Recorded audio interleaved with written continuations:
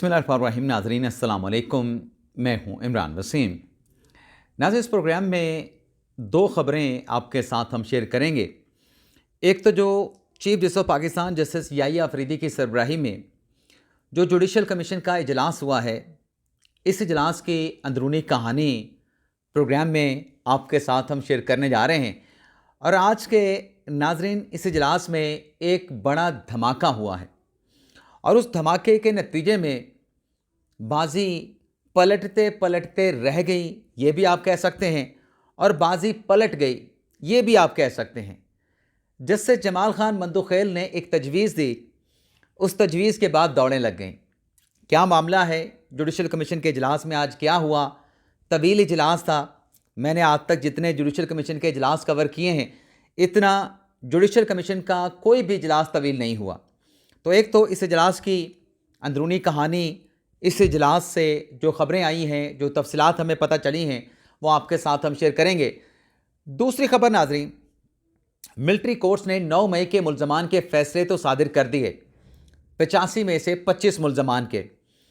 लेकिन इमरान खान साहब की एक वीडियो वायरल हुई है, वो वीडियो भी आपको दिखानी है। उस वीडियो को दिखाने का मकसद क्या है, वो जब वीडियो में आपको दिखाऊंगा उस पर फिर डिटेल से बात करेंगे।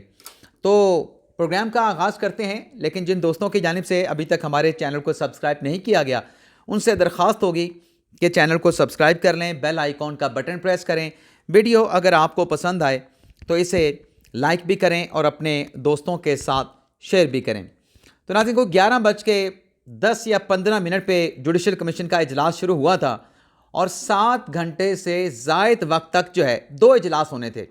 पहला इजलास 7 घंटे से ज़ायद वक्त तक जारी रहा।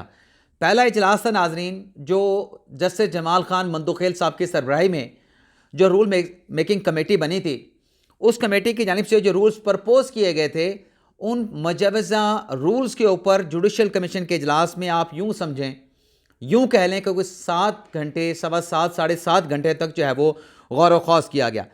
इस इजलास में नाज़रीन जो फ़ैसला हुआ, उसमें एक तो ये है, चलें पहले तो आपको क्रक्स बता देते हैं कि जो रूल्स थे जो मंदोखेल साहब की कमेटी ने प्रपोज किए थे, उसको सर्टन यानी कुछ तरमीम के साथ मंजूर कर लिया गया है। आज के इस इजलास में जुडिशल कमीशन के रूल्स की मंजूरी हुई है। लेकिन नाज़रीन, उस इजलास में नाज़रीन ये भी फैसला हुआ है कि जो नाम हाई कोर्ट के जजेस के भेजे गए थे, वो तमाम के तमाम नाम, चाहे बलूचिस्तान हाई कोर्ट्स के लिए थे, चाहे खैबर पख्तूनख्वा के लिए थे, लाहौर के लिए थे, इस्लामाबाद हाई कोर्ट के लिए थे, सिंध हाई कोर्ट के लिए, वो तमाम के तमाम नाम वापस हो गए हैं। अब इन तमाम हाई कोर्ट्स में, पांचों हाई कोर्ट्स में एडिशनल जजेस की तैनातियों के लिए नए नाम जो है भिजवाए जाएंगे, नए नाम आएंगे। और जो इस्लामाबाद हाई कोर्ट है और सिंध हाई कोर्ट है, उसकी हद तक जो हमें पता चला है वो ये है कि 3 जनवरी तक इस्लामाबाद हाई कोर्ट और सिंध हाई कोर्ट में एडिशनल जजेस की तैनातियों के लिए नए नाम जो है वो मंगवा लिए गए हैं जुडिशल कमीशन की जानिब से। वैसे तो हमारे एक सोर्स ने यही बताया कि ये पांचों हाई कोर्ट्स के लिए हैं, लेकिन एक सोर्स का कहना है कि नहीं, ये सिर्फ 2 हाई कोर्ट्स के लिए हैं। लेकिन बहरहाल ये तो कन्फर्म है कि इस्लामाबाद और सिंध हाई कोर्ट में एडिशनल जजेस की तैनातियों के लिए 3 जनवरी तक नाम मांग लिए गए हैं। लेकिन अब ये होगा कि जो भी वैकेंसी जिस भी हाई कोर्ट में खाली होगी, उस वेकेंट सीट पर जो है वो एक नाम ही प्रपोज होगा, यानी हर रुकन एक एक नाम प्रपोज कर पाएगा। ये नहीं होगा कि एक सीट के अगेंस्ट जो है वो 2 नाम प्रपोज किए जाएंगे। एक सीट के अगेंस्ट सिर्फ एक ही नाम प्रपोज होगा और वो नाम जिस हाई कोर्ट में जज लगने हैं, उस हाई कोर्ट के चीफ जस्टिस को दिए जाएंगे और उस हाई कोर्ट का चीफ जस्टिस जो है उसको लिस्ट के ऊपर उतार देगा। यानी पहले जब एजेंडे जारी हुए, उसमें देखा गया कि ये याहिया अफरीदी साहब ने नाम अपना जो है वो फ्लोट किए हैं, लिखा गया। मंसूर अली शाह साहब ने जो नाम दिए वो लिखा गया कि ये मंसूर अली शाह साहब ने नाम दिए हैं। जो वज़ीर कानून ने दिए, वज़ीर कानून के नाम से लिखे गए। जो फ़ारूक एच नाइक साहब ने दिए, फ़ारूक एच नाइक साहब के नाम से लिखे गए। अब ये होगा कि जिस हाई कोर्ट में नाम आएंगे, प्रपोज होंगे, वो सारे नाम चीफ जस्टिस जो है वो प्रपोज करेगा। लेकिन जो जुडिशल कमीशन के अरकान होंगे वो अपने नाम उस हाई कोर्ट के चीफ जस्टिस को देंगे और चीफ जस्टिस साहब जो हैं उससे फहरिस्त में, नॉमिनेटेड जजेस की फहरिस्त में जो है वो शामिल कर लेंगे। इसके अलावा नाज़रीन, जो मुजवज़ा रूल्स बने थे, जिसमें एक ये बात भी शामिल की गई थी کہ یہ جو ہائی کورٹس میں ججز لگتے ہیں ان کے میڈیکل ٹیسٹ ہونے چاہیے، اور میڈیکل ٹیسٹ کا بھی بڑا سخت کرائیٹیریا جو ہے وہ پرپوز کیا گیا تھا. خاص طور پہ جو آج منصور ارشاد صاحب کو جو لیٹر آیا اس میں تو اس کو اور بھی سخت کر دیا گیا. تو اس میڈیکل ٹیسٹ والی کنڈیشن کو جب رولز کچھ ترامیم کے ساتھ منظور ہوئے، میڈیکل ٹیسٹ والی جو شرط ہے اس کو ناظرین نکال دیا گیا ہے.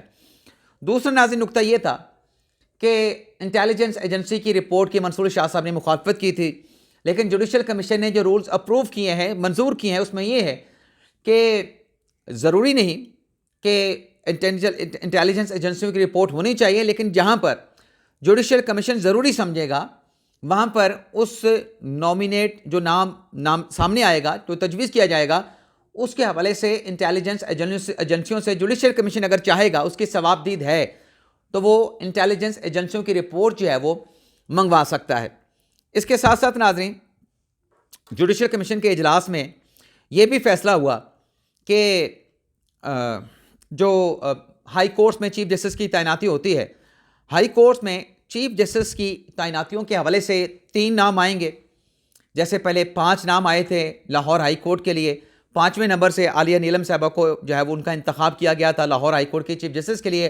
اب 3 ناموں میں سے کسی بھی ہائی کورٹ کا چیف جسٹس ریٹائرڈ ہوگا یا پھر سپریم کورٹ میں جج کے طور پہ آ جائے گا، تو وہاں پر جب چیف جسٹس لگے گا ہائی کورٹ میں تو نیچے جو 3 سینئر ججز ہوں گے ان میں سے ایک نام اپروو ہوگا، لیکن اس میں جو شرط رکھی گئی ہے رولز میں کہ اگر سینئر جج کو بائی پاس کر کے نیچے کسی جج کو جو ہے وہ چیف جسٹس ہائی کورٹ کا لگایا جاتا ہے تو اس کی ریزننگ دینا ہوگی، اس کی وجوہات بتانا ہوں گی.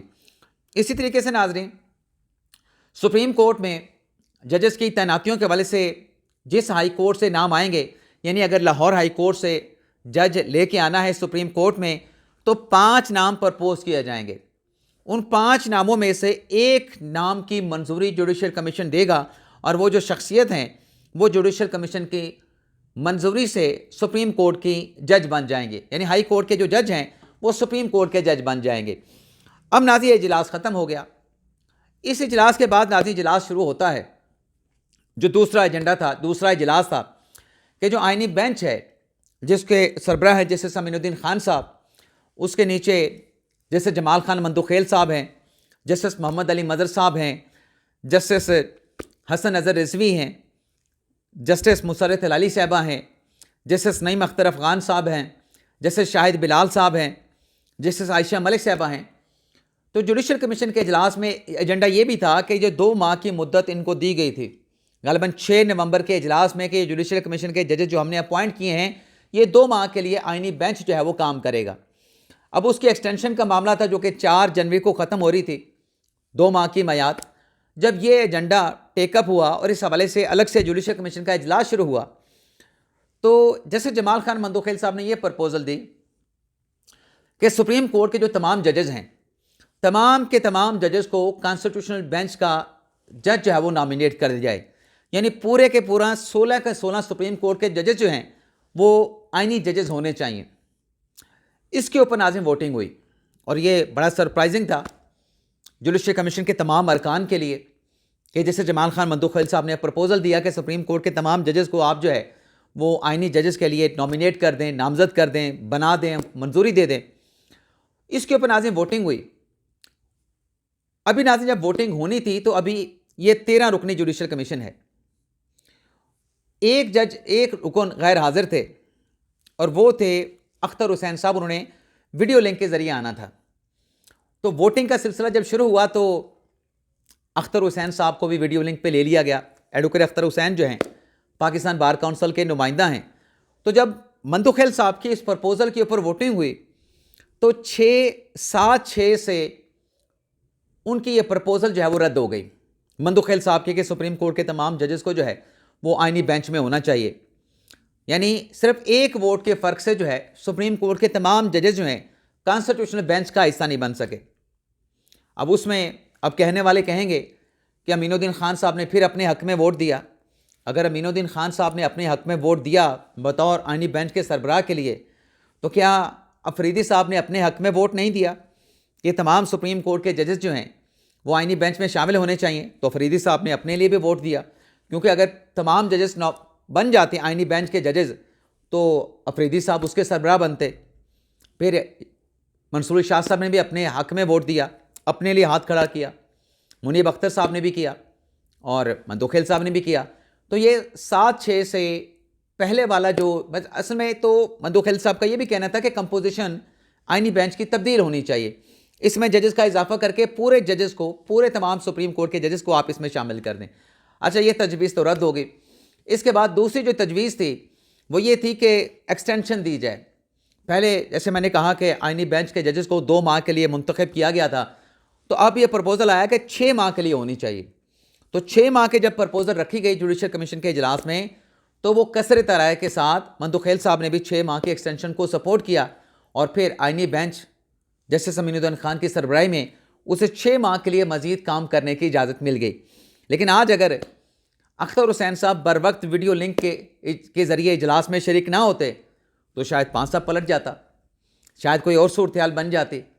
6 سے ووٹ برابر ہوتے تو شاید دوبارہ ووٹنگ کروانا پڑتی, کیا صورتحال بنتی. لیکن بہرحال ایک بار جو ہے وہ دوڑیں ضرور لگیں, حکومت کی کہہ لیں یا وزیر قانون کی کہہ لیں یا اٹارنی جنرل صاحب کی کہہ لیں, تو ایسی ایک صورتحال جوڈیشل کمیشن کے اجلاس میں ضرور بنی. لیکن بہرحال 7-6 سے جو ہے وہ فیصلہ ہوا کہ یہی کانسٹیٹیوشنل بینچ جو ہے وہ کنٹینیو کرے گا. اور اس میں ظاہر سی بات ہے کہ کچھ کیسز جو ہیں آلریڈی اس بینچ کے پاس پارٹ ہیڈ ہیں, تو اسی بینچ نے سننے ہیں جس نے پہلے سنے ہیں. ایک ناظرین ایک اور چیز بھی ہوئی میرے ذہن میں آئی, وہ جوڈیشل کمیشن کے رولز کے حوالے سے تھی. اچھا میرے ذہن میں دوبارہ آتی ہے تو میں آپ کے ساتھ وہ شیئر کرتا ہوں. اب ناظرین آ جاتے ہیں جو ملٹری کورٹ سے آج 25 کیسز کے فیصلے دے دیے گئے. اس فیصلے کے بعد ناظرین جیسا کہ میں نے کہا کہ جو ISPR کی پریس ریلیز جاری کی گئی ہے اس میں تو یہ بھی کہا گیا ہے کہ اب جو ماسٹر مائنڈز ہیں, ماسٹر مائنڈز کو جب تک انصاف نہیں ملتا تب تک مکمل انصاف نہیں ہو سکتا. تو آج پاکستان تحریک انصاف کی طرف سے عمر ایوب صاحب جو ہے قائد حزب اختلاف میں قومی اسمبلی میں, ان کی طرف سے ملٹری کورٹس کے ان فیصلوں کے اوپر سخت رد عمل دیا گیا اور ان سزاؤں کو مسترد کر دیا گیا. عمر ایوب صاحب نے ٹویٹ کیا کہ ہم فوجی عدالتوں کی جانب سے PTI کے زیر حراست افراد کے خلاف سنائی گئی سزاؤں کو انصاف کے خلاف اور منافی سمجھتے ہیں. انہوں نے کہا کہ زیر حراست افراد عام شہری ہیں, ان پر فوجی عدالتوں میں مقدمہ نہیں چلایا جا سکتا. عمر ایوب نے مزید کہا کہ فوجی عدالتوں پر جو عام شہریوں کو سناتی ہیں وہ بنیادی طور پر کینگرو عدالتیں ہوتی ہیں. ان کا کہنا تھا عمر ایوب کا کہ فوجی عدالتیں قانونی طور پر ریاست کی عدالتی طاقت کی شراکت دار نہیں ہو سکتی کیونکہ مسلح افواج ریاست کے انتظامی اختیار کا حصہ ہے. یہ ناظرین عمر ایوب صاحب نے کہا. اب ناظرین میں آپ کو یہاں پہ ایک عمران خان صاحب کا مختصر سا چھوٹا سا کلپ ہے, یہ ناظرین میں کلپ آپ کو سنوا دیتا ہوں, اس میں آپ یہ سنیں. ویسے تو پاکستان تحریک انصاف نے جو فوجی عدالتوں کا فیصلہ ہے اس کو چیلنج کرنے کا بھی عمر ایوب صاحب نے اعلان کر دیا کہ متعلقہ فورم پر ہم یہ فیصلہ چیلنج بھی کریں گے.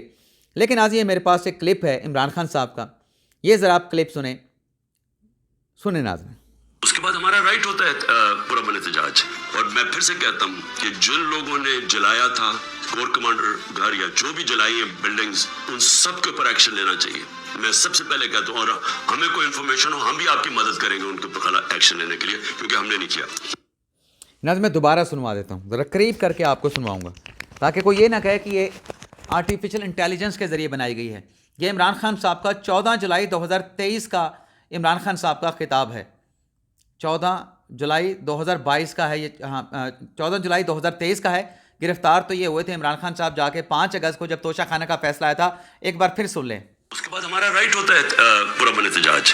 اور میں پھر سے کہتا ہوں کہ جن لوگوں نے جلایا تھا کور کمانڈر گھر یا جو بھی جلائی ہیں بلڈنگز, ان سب کے اوپر ایکشن لینا چاہیے. میں سب سے پہلے کہتا ہوں, اور ہمیں کوئی انفارمیشن ہو ہم بھی آپ کی مدد کریں گے ان کے اوپر ایکشن لینے کے لیے, کیونکہ ہم نے نہیں کیا. اب یہ کوئی اور نہیں کہہ رہا, یہ بانی تحریک انصاف عمران خان صاحب کہہ رہے ہیں کہ کور کمانڈر کے گھر پہ جو حملہ ہوا ہے اس پر جو بھی حملہ کرنے والے ہیں سب کو سزائیں ملنی چاہیے, اور ہم خود بھی تعاون کریں گے.